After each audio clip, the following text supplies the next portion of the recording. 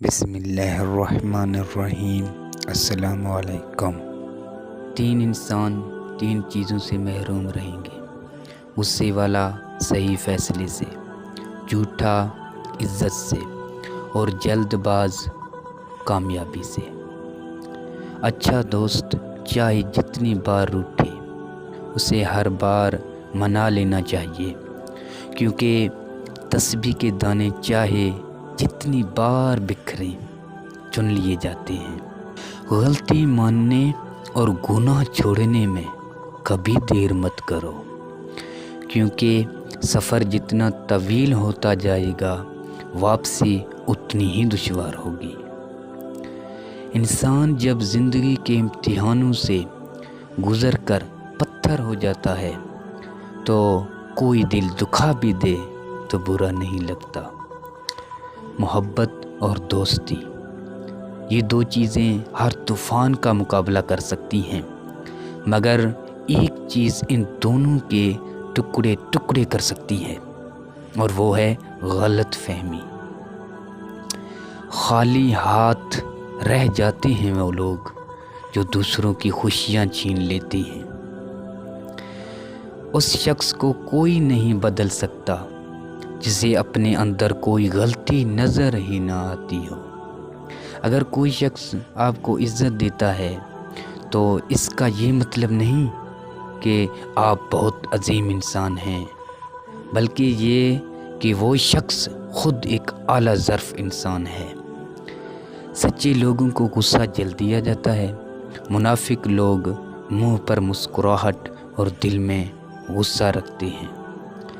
وقت، دولت اور رشتے، یہ وہ چیزیں ہیں جو ہمیں مفت میں ملتی ہیں، مگر ان کی قیمت کا تب پتہ چلتا ہے جب یہ کہیں کھو جاتی ہیں۔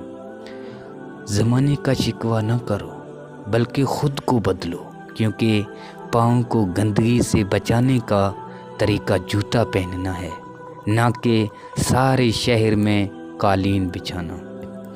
رشتے کبھی بھی قدرتی موت نہیں مرتے، ان کو ہمیشہ انسان قتل کرتا ہے۔ نمبر 1 نفرت سے، نمبر 2 جھوٹی انا سے، نمبر 3 نظر اندازی سے، اور نمبر 4 غلط فہمی سے۔ رسول اللہ صلی اللہ علیہ وآلہ وسلم کی نصیحتیں۔ حضرت انس رضی اللہ عنہ فرماتے ہیں کہ رسول صلی اللہ علیہ وسلم نے مجھے 5 باتوں کی وصیت فرمائی۔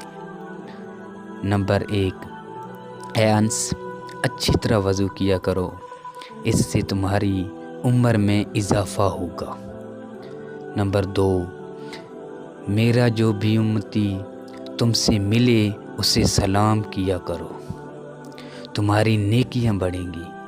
نمبر 3، گھر میں داخل ہوتے وقت سلام کیا کرو، تمہارے گھر کی خیریت بڑھے گی۔ نمبر 4، چاشت کی نماز پڑھتے رہا کرو، اس لیے کہ تم سے پہلے جو اللہ والے بنے تھے ان کا بھی یہی طریقہ تھا۔ نمبر 5، چھوٹوں پر شفقت اور بڑوں کی عزت کیا کرو، قیامت کے دن میرے ساتھیوں میں سے ہوں گے۔ انسان جب زندگی کے امتحانوں سے گزر کر پتھر ہو جاتا ہے تو کوئی دل دکھا بھی دے تو برا نہیں لگتا۔